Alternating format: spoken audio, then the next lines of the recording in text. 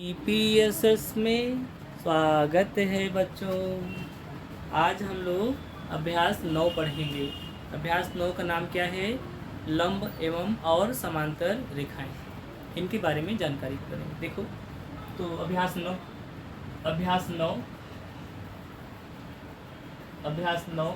पाठ का नाम क्या है?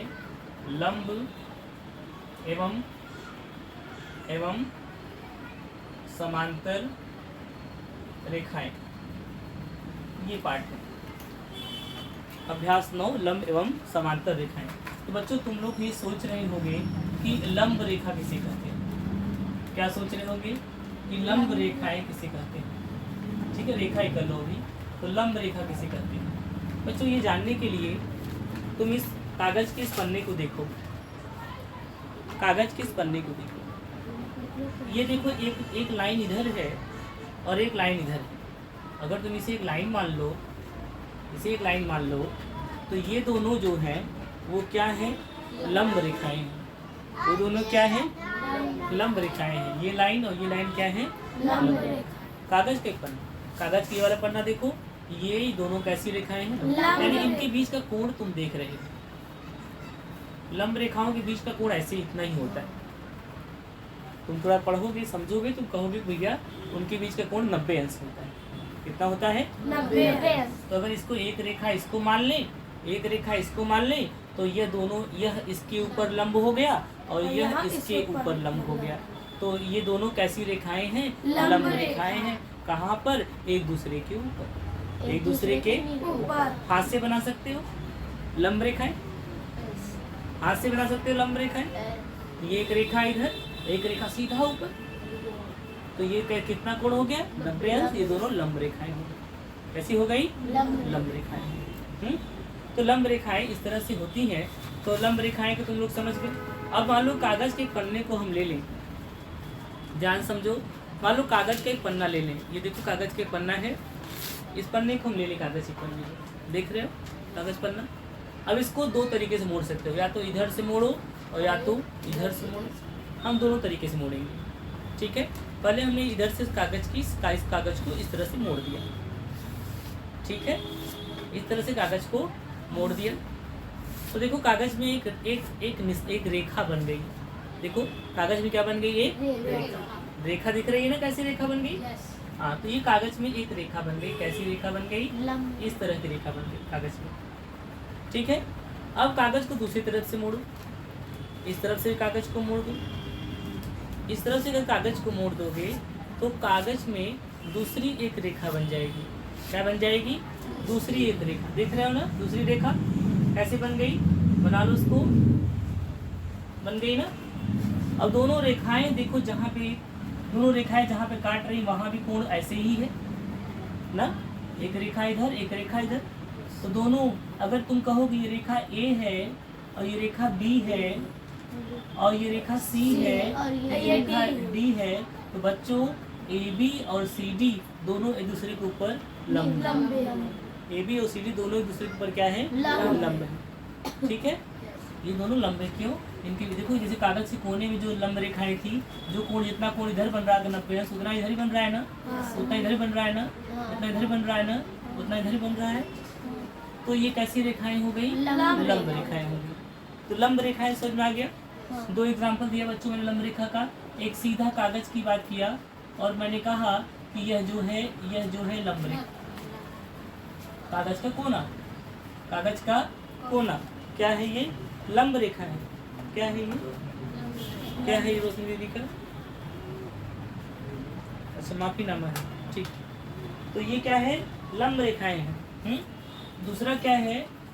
दूसरा जो है ये इस तरह ये इस तरह से है। हमने कहा कागज को बीच से मोड़ दो, बच्चों बीच से मोड़ने पर ऐसा निशान बना था। और इधर से हमने कहा इधर से मोड़ दो तो ऐसा निशान बना था। तो हमने कहा था यह भी कैसी है? यह नाम दिया था बच्चों ना, ए बी नाम दे दें मान लो और सी डी नाम दे दें।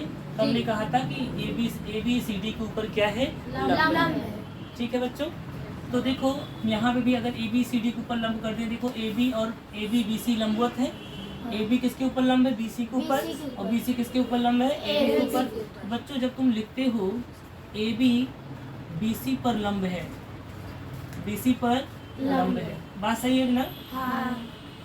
बात सही है। हाँ। फिर तुम लोग ये भी कहते हो कि सर BC तो AB के ऊपर लंब क्यों नहीं हुआ? वो भी तो उसके ऊपर लंब होना चाहिए, क्योंकि जो जिस नियम से जो देखकर आप ये कह रहे हैं कि AB BC के ऊपर लंब है, वही नियम और वही चीज़ तो BC AB के ऊपर भी वैसा लग रहा है। हाँ, तो BC भी कहाँ है? BC AB पर अच्छा नीचे इसी में लिख देते हैं, इसी में लिख देते हैं। BC जो है और BC जो है AB पर क्या है? AB पर लंब है। AB पर क्या है? लंब। देखो बच्चों, इसको गणित की भाषा में कैसे लिखते हैं? गणित कैसे कहता है? गणित काम है चीजों को संकेत के रूप में कहना। किसके रूप में कहना? संकेत के रूप में कहना। जैसे जोड़ो, जोड़ो को गणित कह देता है जोड़ो। घटाओ गणित कहता है घटाओ। गुणा को गणित कहता है गुणा करो। भाग दो गणित कहता है भाग दो। प्रतिशत ज्ञात करो गणित कहता है प्रतिशत ज्ञात करो। तो गणित संकेत के रूप में चीजों को कहता है। तो हम लोग भी संकेत के रूप में समझेंगे कि क्या AB BC पर लंब है, इसका भी कोई संकेत हो सकता है? तो उत्तर यह है कि हाँ, हो सकता है संकेत। वह संकेत क्या है? AB लंब है, लंब है। देखो ऐसे लंब का निशान हो गया ना, सीधी लाइन पे सीधी लाइन आना। AB लंब है किस पर? BC। ये जो यहाँ लिखा हुआ है वही चीज यहाँ लिखा है, ठीक है? वही चीज यहाँ लिखा है। AB BC पर लंब है, AB BC पर लंब है, ठीक है? अर्थात करके हमने इसमें लिख दिया, अर्थात ये हो गया। अब बच्चों यहाँ पे अर्थात में क्या बात कर दें? BC AB पर लंब है, तो BC लंब है AB पर, ठीक है? और यहाँ पर AB DC पर लंब है, AB जो है वो CD पर लंब है, या CD AB पर लंब है। सही है ना? यहाँ भी दो बातें होंगी। पहली बात क्या होगी? AB CD पर लंब है, CD पर लंब है। इसको संकेत में कैसे लिखें कि AB लंब है CD पर, अर्थात करके लिख दिया। और CD जो है वो AB पर लंब है, इसको संकेत में कैसे करके लिखें? संकेत तो लिख दिया पहले से। तो CD क्या है? AB पर लंब है।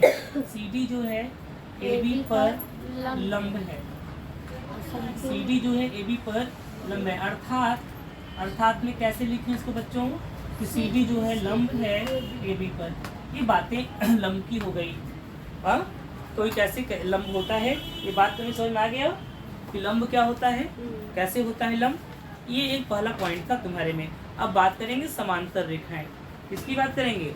समांतर रेखाएं। इतनी बात समझ में आ गई? इसको लिख लेना अच्छे तरीके से और दोहरा लेना कि क्या है ये। अब हम बात करेंगे समांतर रेखाएं पर। किस पर? समांतर रेखाएं। समांतर रेखाओं की जब भी बात आती है तो पहले समांतर लिखेंगे कैसे? समांतर रेखाएं। रेखाएं मतलब बच्चों एक रेखा तो होगी नहीं। अगर एक रेखा होती तो उसे रेखा बोलते। ये रेखाएं हैं, जिसका मतलब एक से अधिक रेखा होगी तभी तो समांतर रेखाएं बनेंगी। यानी एक रेखा को समांतर रेखा नहीं कर सकते, तुलना होगी। क्या होगी? तुलना होगी। तो बच्चों समांतर रेखाएं कैसे? तुम लोग कागज देखे हो, जब हिंदी की कॉपी देखे हो, हिंदी कॉपी में देखो ऐसे कॉपी में ऐसे ऐसे लाइन बनी रहती है ना? लाइन बनी रहती है। अच्छा बच्चों, कभी ऐसी लाइन बनी रहती है क्या? ऐसी नहीं, ये लाइन नहीं रहती ना। इसका मतलब लाइन जो रहती है, एक लाइन के बीच की दूरी बराबर होती है। क्या होती है? बीच की दूरी बराबर होती है। तो ये जो रेखाएं हैं, देखो बहुत सारी रेखाएं खींच रहे हैं ना हम, ये इस तरह से। तो ये सब रेखाएं कैसी हैं? समांतर।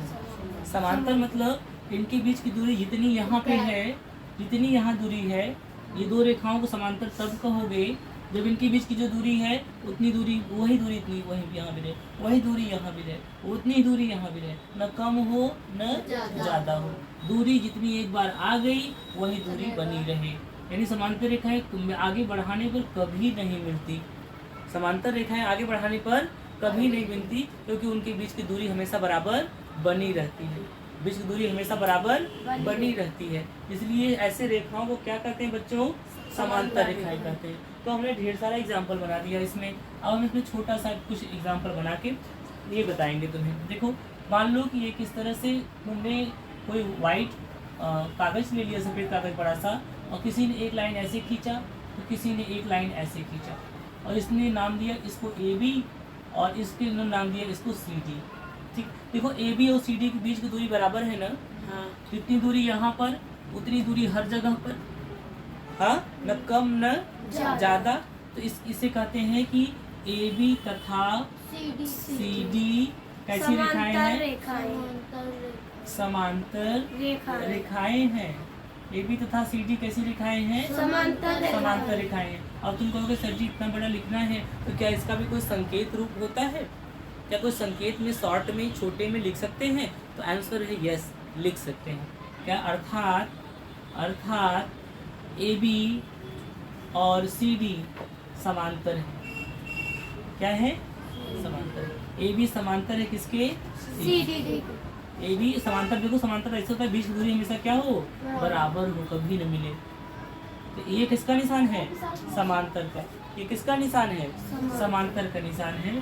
तो ये निशान है समांतर का। किसका? समांतर का निशान है। हाँ, ये किसका निशान है? समांतर का निशान है। ये किसका निशान है? समांतर का निशान है।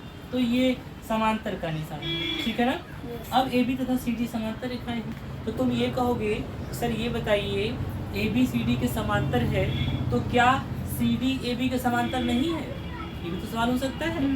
सी डी ए बी के समांतर नहीं है क्या? आप कह रहे हैं कि ए बी से सी डी की दूरी हमेशा बराबर है, तो मैं ये कह रहा हूँ सी डी से ए बी की दूरी भी तो हमेशा बराबर है। तो आप ही के हिसाब से मैं भी बोल रहा हूँ, जब मैं भी बोल रही हूँ तो इसका मतलब क्या है? इसका मतलब आप ये भी कह दीजिए ना कि सी डी तथा ए बी क्या है? समांतर रेखाएं। बिल्कुल सही है। सी डी तथा ए बी कैसी रेखाएं हैं? समांतर रेखाएं हैं। कैसी रेखाएं हैं? समांतर। यानी अर्थात सी डी किसके समांतर है? A B. यहाँ पे हमने कहा कि सी डी किसके समांतर है? ए बी के। यहाँ हमने कहा ए बी किसके समांतर है? ए बी समांतर है सी डी के और सी डी समांतर है ए बी के। तो सिंपल सी बात हो गई। समांतर रेखाओं का यह कॉन्सेप्ट सिंपल सा हो गया। अब समांतर रेखाओं के बीच की दूरी की बात कर लें। किसकी बात कर लें? समांतर रेखाओं की बीच की दूरी। समझ में आ गया बातें पूरी? कोई दिक्कत? चलो, अब समांतर रेखाओं की बीच की दूरी।